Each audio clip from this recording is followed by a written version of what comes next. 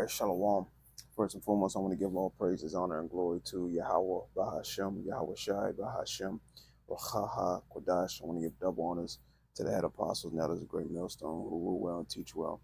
Peace and blessing to you, sincere Akim, that are pushing this truth all over the four corners of the earth, week in and week out, in our truth and sincerity. And I want to do a video concerning, the IUIC and their march.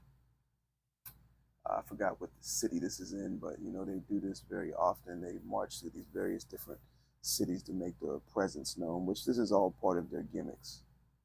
Okay, this is all part of a gimmick to create attention, to gather members, to try to look unified. All right, but what's very, very interesting in this march that you saw on the video clip is the colors that the IUIC wears, the purple and gold, and also they wear, as you see in this screenshot, is the black and gold as well. That's the most common color amongst these so-called black fraternities. Okay, that you see in these various different colleges. Which I'll skip this in images. That black and gold, and you would just gazing upon this or driving by, you would have thought this was IUIC, and they do these marches the same way. They march to these various different cities, these various different towns, and they, do things for the communities. They try to impact the community in a quote unquote good way, And you can do this, research for yourself. Just type in black fraternities on Google and go hit the image button, and you'll see the most common colors amongst these black fraternities is purple and gold. And I would say that the second most common is black and gold.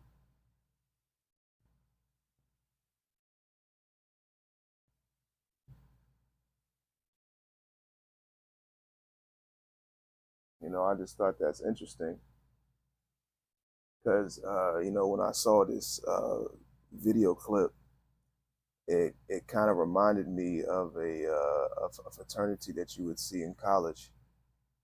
How they do their march, they wear the boots, they wear the black pants, with them tucked into the boots, or they have the little elastic wrap on the end of the pants, kind of like a military type pant and boot material, so to speak.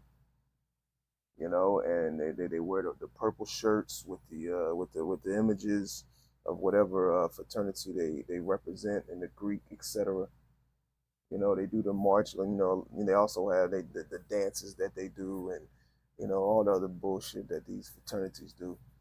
But just the marching and the shouting, that the IUIC is doing, it just reminded me of these Greek fraternities that you see in these colleges, man.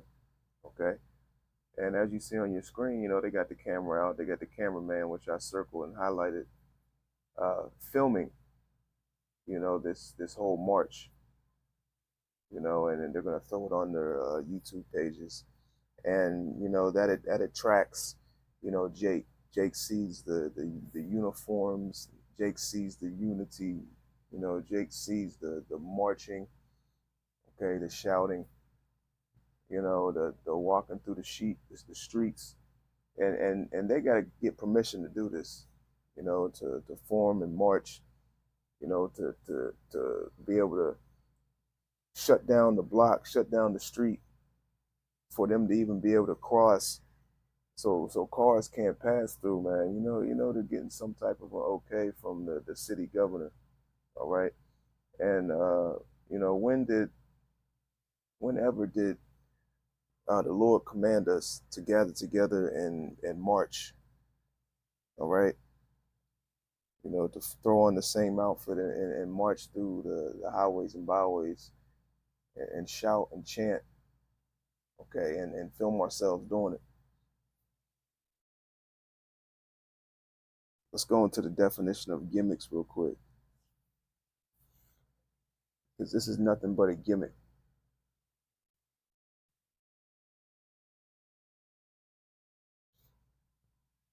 It says a trick or device intended to attract attention publicly. All right, and this is what you see. You know, the IUIC is trying to attract attention publicly. You know, so people can be like, who is this? What's this all about? Are they uniform? You know, they marching, they shouting. You know, the togetherness, the so-called unity. You know, look at all these black men marching and walking together. You know, because the IURC is, you know, their congregation is not just men, it's women and children as well. And this is a heavy attraction for the women and the kids. It says a trick or device intended to attract attention publicly or business. You know, this is a business strategy right here. Okay. You know, and like I said earlier, these fraternities do the same thing. Okay.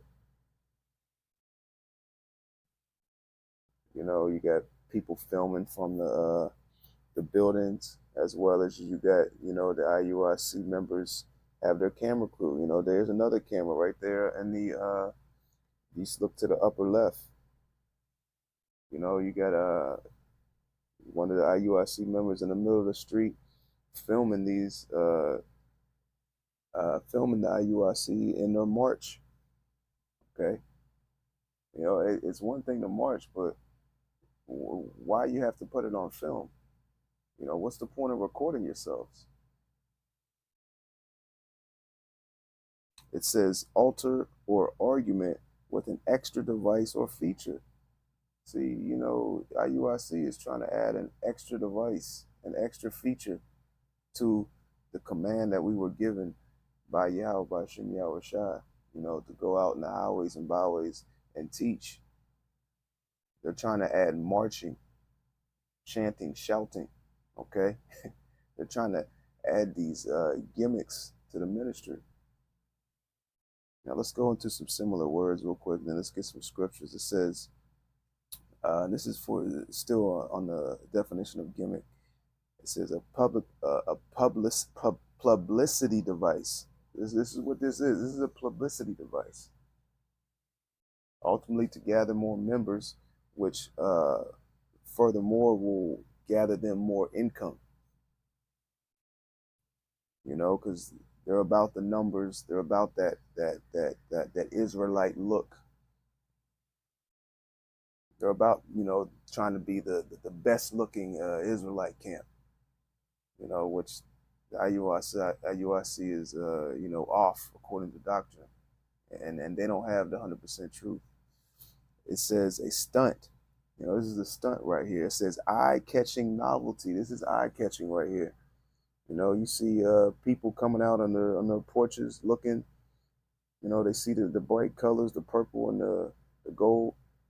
You know, the t-shirts with fringes, which those are not garments.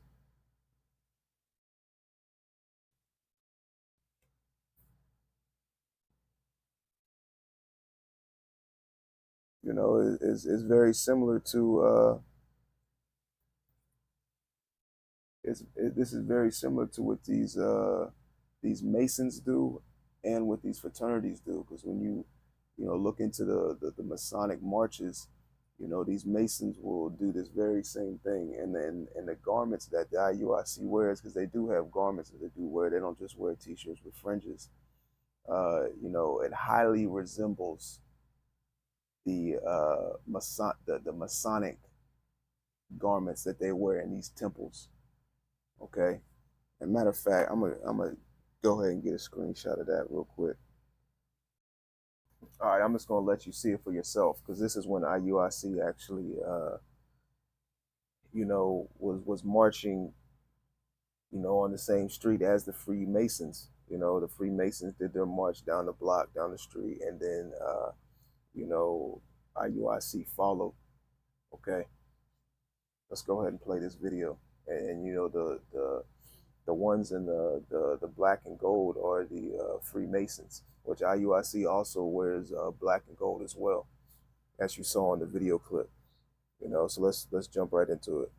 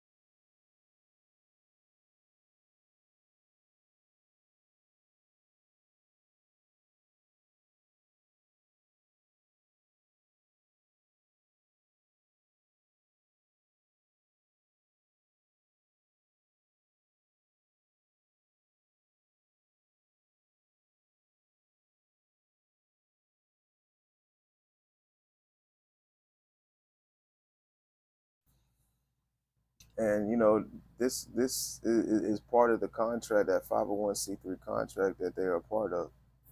This is part of the stipulations in that contract, is to, know, be, part of the community, do things for the community, do charities, do giveaways, interact with the community.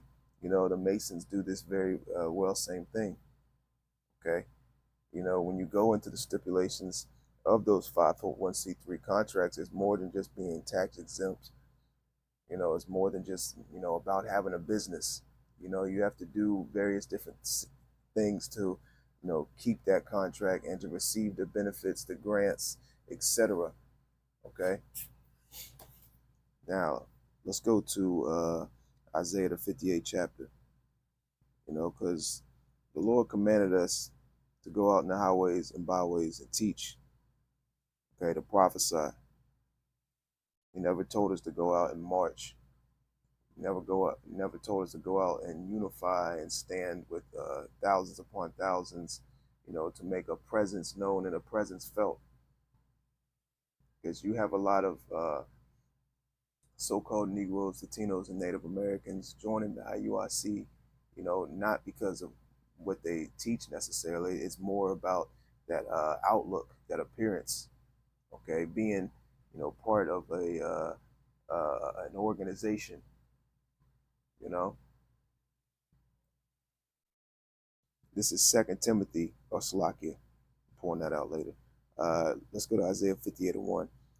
It says, "Cry aloud, spare not, lift up thy voice like a trumpet, and show my people their transgression, and the house of Jacob their sins." All right, so we're supposed to go out there and blow that trumpet, give our people warning from what's about to take place and what's about to happen.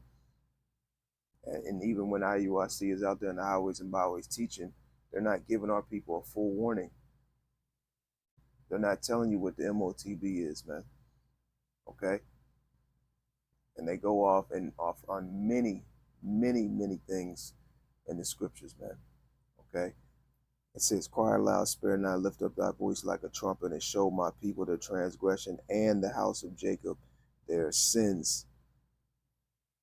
Let's go to Luke chapter 14 and verse 23. It says, "And the Lord said unto the servant, Go out into the highways and hedges, and compel them to come in, that my house may be filled." Okay.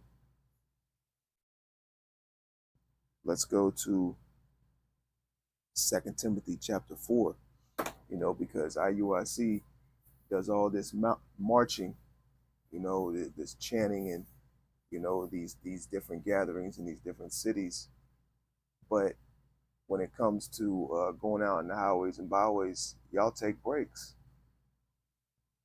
When it comes to go out in the highways and byways and teaching, y'all take winters off, y'all take summers off. The leadership of the IUIC doesn't go out and teach like that.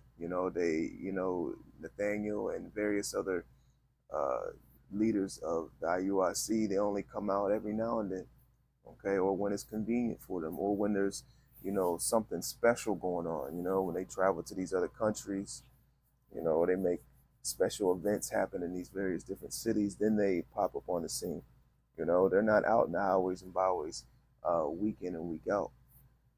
This is 2 Timothy chapter 4, verse 2. It says, "Preach the word, be instant in season, out of season." So you got to be instant in season and out of season. There's no breaks. When it's hot, you got to be out there. When it's cold, you got to be out there, through all the seasons.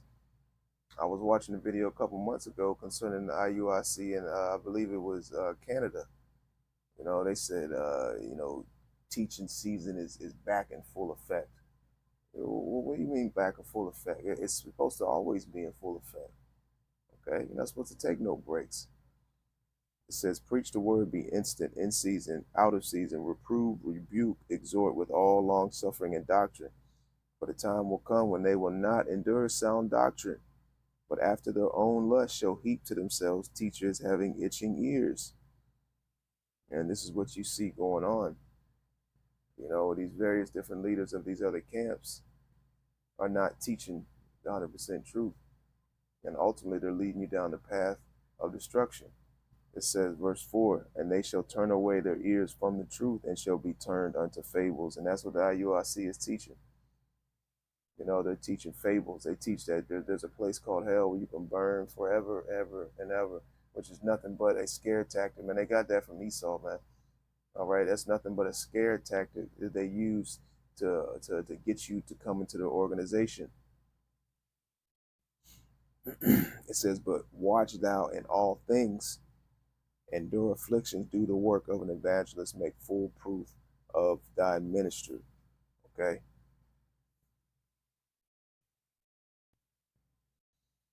Let's go to 1 Corinthians chapter 2, and let's start from the top. It says, and I, brethren, when I came to you, came not with the excellency of speech or of wisdom, declaring unto you the testimony of Yahweh. And you know, you got a lot of Israelites out there that, you know, try to use the enticement, okay, you know, that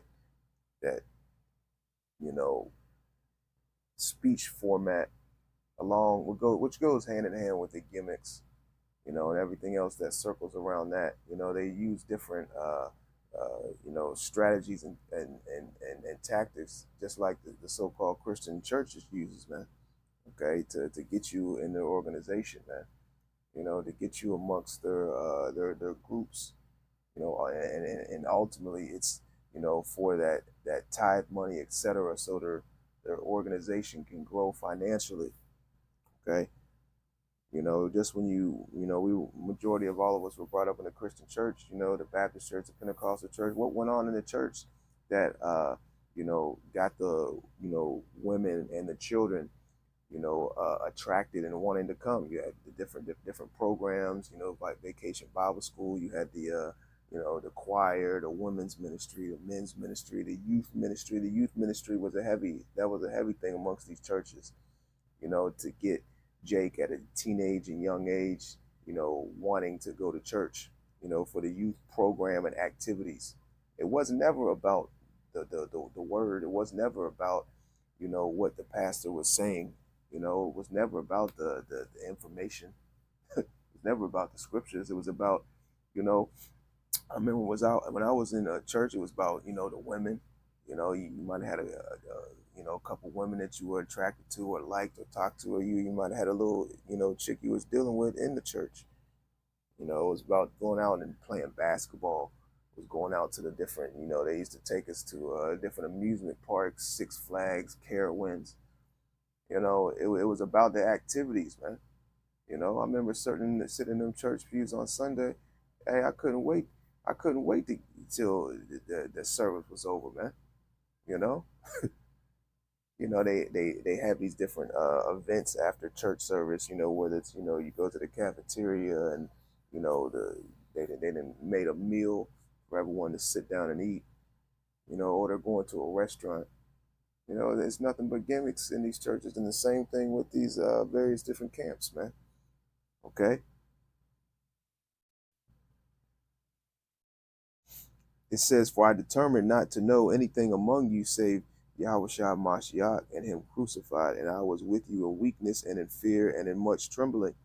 And my speech and my preaching was not with enticing words of man's wisdom, but in the demonstration of the Spirit and of power, that your faith should not stand in wisdom of men, but in the power of Yahweh. Okay? You know, and you got a lot of Israelites that are, you know, in these various different camps for the wrong reasons. You know, and a lot of these Israelite members amongst the, you know, the IUIC and these other camps as well are, they actually don't believe in the scriptures, man. And they're just listening to whatever their leader tells them. And he can switch up the doctrine. He can change this scripture. He can add to this scripture. He can take away from this scripture. He can say this. He can say that.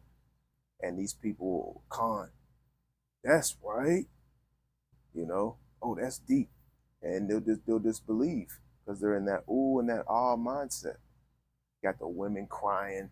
You got men's wives crying over the sight of you know, another man walking into the room, man. You know, you got the flamboyant Passovers. You know, the, the Bishop Nathaniel coming in on a horse. You got the extravagant intros. You know, I remember that one passer that sounded like it was a Michael Jordan. It was sounded like the Bulls game when Jordan played. You know, starting lineup. It says uh, that your faith should not stand in the wisdom of men, but in the power of Yahweh. How bet we speak wisdom among men. Slaki. How bet we speak wisdom among them that are perfect, yet not the wisdom of this world, nor of the princes of this world that come to naught. But we speak the wisdom of Yahweh in a mystery, even the hidden wisdom, which Yahweh ordained before the world unto our glory, which none of the princes of this world knew, for had they known it, they would not have crucified the Lord of glory. Okay? And we fully understand that the majority of our people, they're not going to understand, they're not going to get it. All right? We fully understand that the majority of our people are going to be destroyed in that thermonuclear fire. Let's go to Ezekiel, the 33rd chapter. Let's start from the top. It says, Again, the word of the Lord came unto me, saying, Son of man, speak to the children of thy people, and say unto them, When I bring the sword upon a land, if the people of the land take a man of their coast and set him for their watchman, if when he seeth the sword come upon the land, he blow the trumpet and warn the people. And that's what we're out there doing. We're warning you so-called Negroes, Latinos, and Native Americans, man, from that sword that's going to come. We're giving you warning from Yahweh Bashim Yahweh Shai. Okay, the scriptures say, warn them from me. And you got to give a complete warning. You just give them a little bit of warning, a partial warning. You don't tell them everything that they need to know. That's detrimental to them. And that's what you see amongst the IUIC. They're giving you a partial warning. Okay? They're not giving you a full warning. Because they could tell you a lot of good things, a lot of correct things. They could break down certain scriptures correctly. But when it comes to Revelation, the 13th chapter and the 16th verse, of course, they go off on many other scriptures, and many the doctrine is off. Ultimately they're false prophets, false teachers, but they do teach certain things that are truthful and are correct. But in those things that they teach that are truthful and correct, when it comes to Revelation, the 13th chapter and the 16th verse, they fail. Okay, they fall flat on their face. And that is detrimental to you so-called Negroes, Latinos, and Native Americans.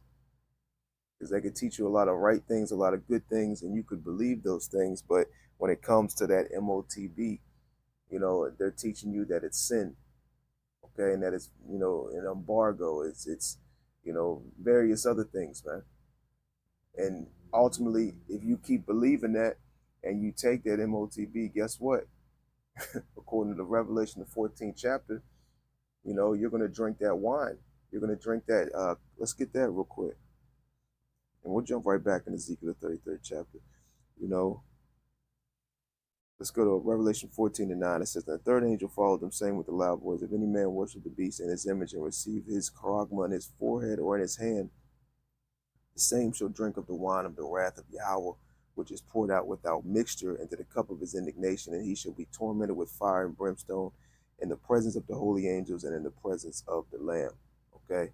So ultimately, if you take that MOTB, you are going to be destroyed. It's not a matter of if, now, like the scripture says, we are set up as watchmen, and we're not just watching what's going on around the earth, around the world, concerning wars and rumors of wars, different laws being put in place, etc. We're also watching these other camps, man.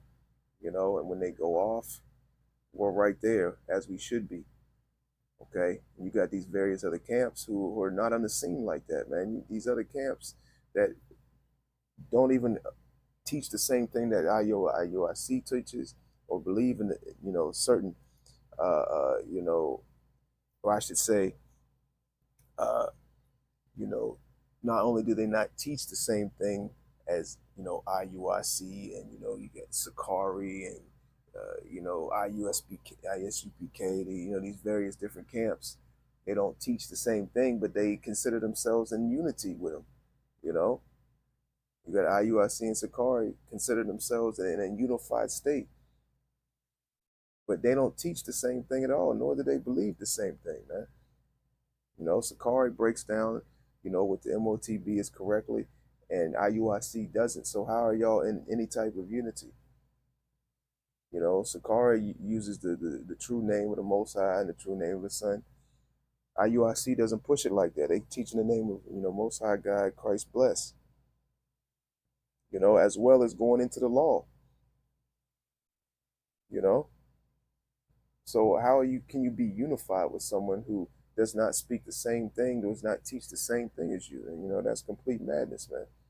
Only unification that they possibly could have is them taking that bag or being in a particular contract or receiving information from the powers that be to not, get on each other or go in uh, uh, you know, on each other in a certain manner concerning their doctrine, man.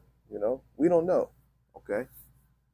But nevertheless, let's go to Ezekiel chapter 35, and let's start from the top. It says, Moreover, the word of the Lord came unto me, saying, Son of man, set thy face against Mount Seir and prophesy against it. All right, so we're supposed to go out in the highways and byways and prophesy against this place. Prophesy against these devils, man. All right. Nowhere in the scriptures does it say for us to go and gather together and march up and down the highways and byways and march up and down the streets, to chant, to bring out the microphones and the cameras and film ourselves moving in a uniform state, in a uniform manner.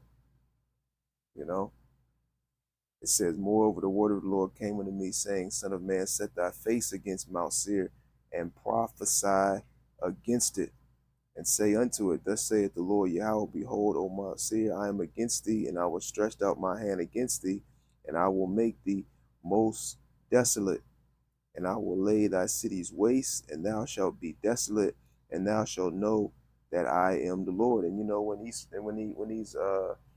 IUIC does these marches, they're not marching and saying the same things more so that they say when they're out there at camp teaching.